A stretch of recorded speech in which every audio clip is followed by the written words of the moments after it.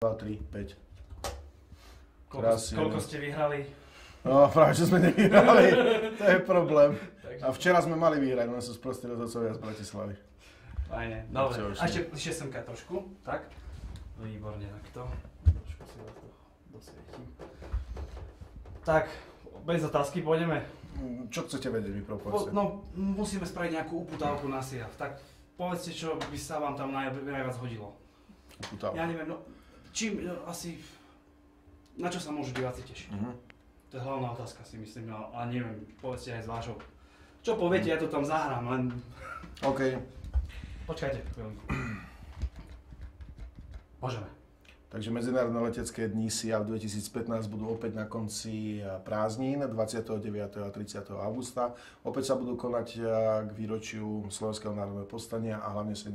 výročiu konca druhej svetovej vojny. Tešiť sa môžeme medzi už potvrdenými účastníkmi, a to talianskej skupiny Frecce Tricolori, ktorá tu na Slovensku nehala obrovskú stopu pre divákov. No a veľká účasť je aj zo Švajčiarska, kde príde F-18 Hornet na letovú ukážku a akrobatická skupina PC-7. Momentálne sme v jednaní ešte s Francúzskom, kde to vyzerá na účasť skupiny Patrouille de France. Z tých solo akrobatov samozrejme stálica Zolo Vereš, slovenskí očovskí Bačovia, z Českej republiky Gripen, z Polska očakávame potvrdenie účasti, Nemecko, Taliansko.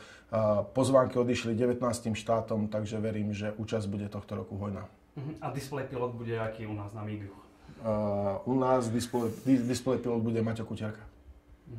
V podstate ten,